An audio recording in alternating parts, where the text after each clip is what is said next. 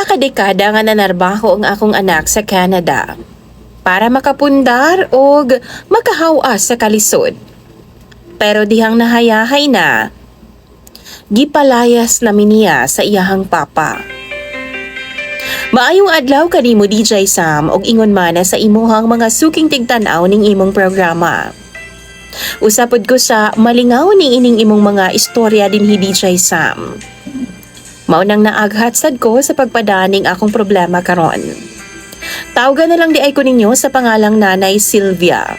73 anyos na ko DJ Sam. Taga dinhi lang sa Mindanao.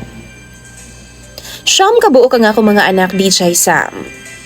Gitaguya jud na ako na silang tanan, katimbang ang akong bana. Tinuod yun nga lisod ang among kahimtang kaniadto.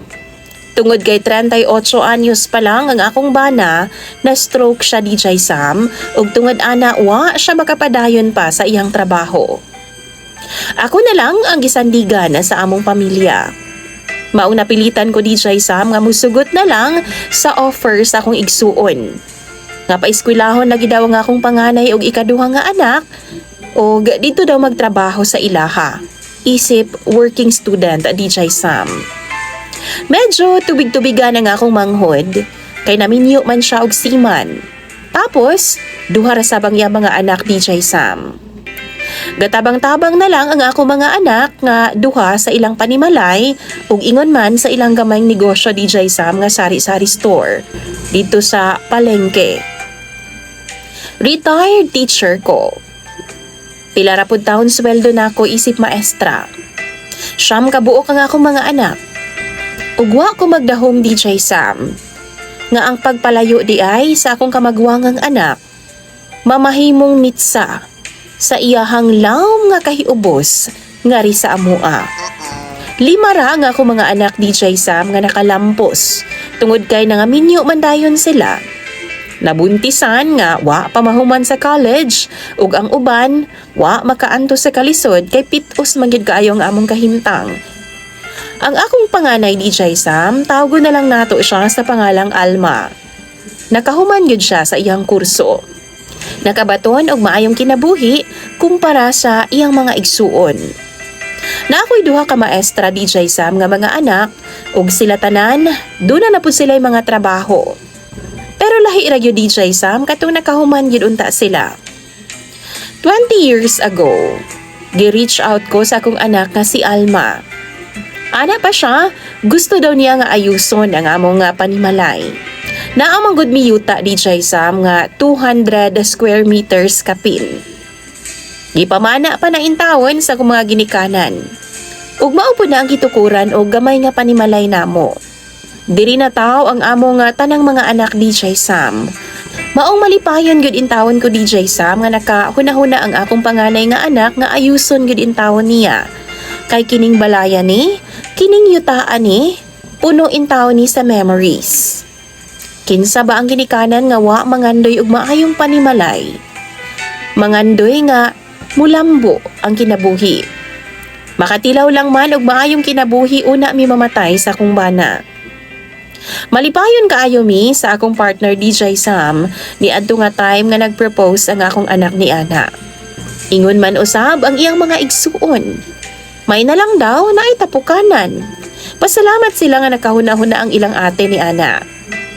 Akong bana ni adto nga time ni arang-arang na pod, og anam-anam nga naka-recover gikan sa iyang pagka-stroke. Tuod man, gipadalhan ko ni Alma og kwarta. Buwan-buwan DJ Sam. Dinagko gyud na kay para sa panimalay nga iyahang ipatukod. Akong tulo ka mga anak DJ Sam nga lalaki, mitabang intawon sa pagtukod sa balay para matarong jud og para po daw makatipid ang ilang maguwang. Imbis nga mukuha og lain, sila na lang. Dugang na lang og duha ka mason DJ Sam og panday. Akong bana ga-assist pud siya kay naman pud siya kahibaw DJ Sam sa pagpanday-panday og panimalay. Ang kwarta nga ginapada sa akong anak nga si Alma, sinop jud kay namo DJ Sam. Kay gahatag yun big mga resibo sa iyaha. Sama na po sa iyang ginademand sa amua. Kung sumahon, mga kapin milyon jud siguro ang iyang nagasto sa panimalay. Mga materyales lang na DJ Sam ug panweldo pod sa mga trabahante. Dos andanas ang among balay ug nindot gyud kaayong tan-awon. Dako DJ Sam, kay gisunod man gyud ang iyang gusto nga design. Dako usab nga butang nga nanabang ang iyang mga igsuon kay nakatipid siya sa manpower. Sabado ug Domingo DJ Sam, ginagugol jud na sa akong mga anak nga mga lalaki. Kay para mutabang sa pagpanindot sa balay. Why sweldo na ha? Kaon lang nila paniudto ang gasto sa ako ang anak nga si Alma. Human sa panimalay, nagpatukod pud siya gamay nga convenience store dinhi pod sa among lugar DJ Sam. Gitabangan gihapon na sa iyang mga igsuon, kay aron makatipid lagi siya. 2 ka tuig ang milabay, niuli siya dinhi sa amo DJ Sam. Suko kaayo siya. Kay perti daw namo mga damaka sa iyang amahan. Dugangan pa nga doon na pud ko'y tulo ka mga apo nga naa dinhi sa panimalay nagpuyo. Nagskwela sila DJ Sam high school ug elementary. Kay aron lagi nga makabantay-bantay pud namong duha ka mga tiguwang. Naami makauban DJ Sam. Pero suko kaayo siya. Kay di daw bahay ampunan ang iyahang balay. Wa na ko nagipaabot sa mga ginikanan aning mga bataa DJ Sam. Kay di ko gusto nga laino nila pagsabot sa iyang mga igsuon. Basin magkagulo lang sila DJ Sam. Dili ko gusto nga mahitabo na sa akong mga anak. Akong mga anak DJ Sam ang gagasto sa akong mga apo nga naa diri sa amua. Ang ilaha lang man jud nga doon nami kauban na sa ilahang papa. Pero nagyaw-yaw ang akong anak nga si Alma. Kay di daw siya gusto nga tambayan ang iyang balay sa iyang mga igsuon o kaparyantihan.